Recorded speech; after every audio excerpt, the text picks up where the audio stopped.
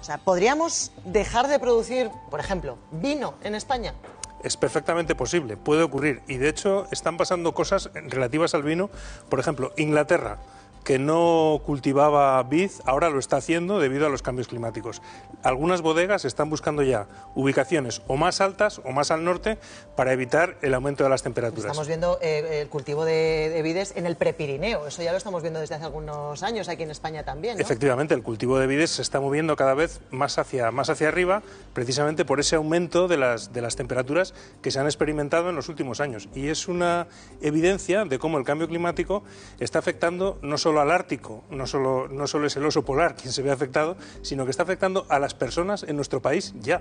A las personas, a lo que forma parte de nuestra idiosincrasia, de nuestra cultura, la cultura también que tiene que ver con lo que comemos, con lo que cultivamos, porque estamos hablando de la naranja de Valencia, de la aceituna andaluza, del marisco gallego. Yo no me imagino España sin eso. Y de nuestra economía, porque estamos hablando de sectores como el sector agrario, desde luego, o el sector turístico, que es uno de los que se va a ver más afectados. ¿Por qué se va a ver más afectado el turismo?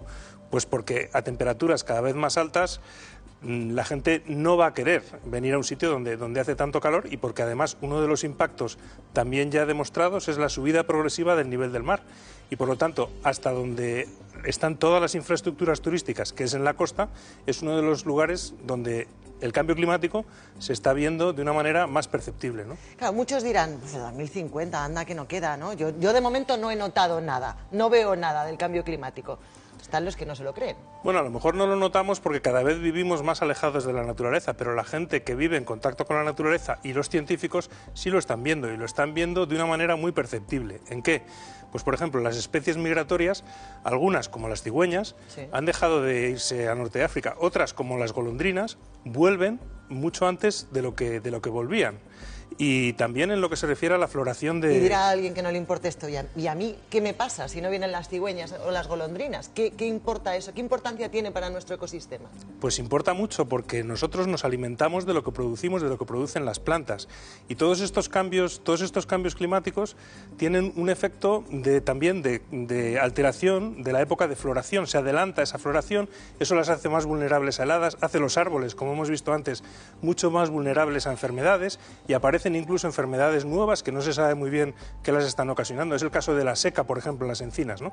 Las encinas se están secando, no se sabe muy bien por qué, y en gran parte, la mayor parte de los científicos dicen que tiene que ver con los cambios climáticos, y esto ocurre con muchas otras especies. Es decir, que lo que está ocurriendo en el clima, nosotros a lo mejor en las ciudades lo percibimos menos, aunque también porque ese aumento de las temperaturas hace que la vida en las ciudades cada vez pues sea más antipática, porque va haciendo más calor, y eso es perceptible, pero sobre todo en la naturaleza, que no pueden defenderse con un aire acondicionado o con una sombra artificial, pues las hace... Pues Juancho, para esto también sirve la política, ¿no? Como en Francia, para establecer por ley espacios verdes en las azoteas. Sin duda, sin duda. Para hacer frente al cambio climático hay dos estrategias que son complementarias. Una es la de recuperar el verde, que efectivamente absorbe CO2, es decir, recuperar los bosques, recuperar las zonas verdes, y otra, reducir las emisiones.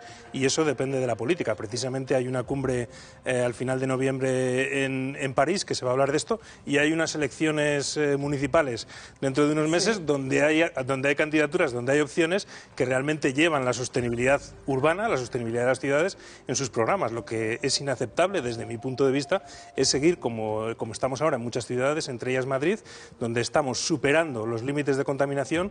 Prácticamente el 7 de enero ya se habían superado todos los límites europeos. Hablas de la contaminación de Madrid. ¿Alguna azotea verde hay aquí? La del Hotel Wellington es un ejemplo. Bueno, pero claro, si cortamos 300 árboles a pie de calle, por mucha azotea verde que montemos, mal vamos, ¿no? Efectivamente, eso demuestra que precisamente en Madrid los responsables actuales, la alcaldesa Botella y el actual equipo de gobierno, precisamente a la sostenibilidad de la ciudad no le han dedicado ni el más mínimo interés.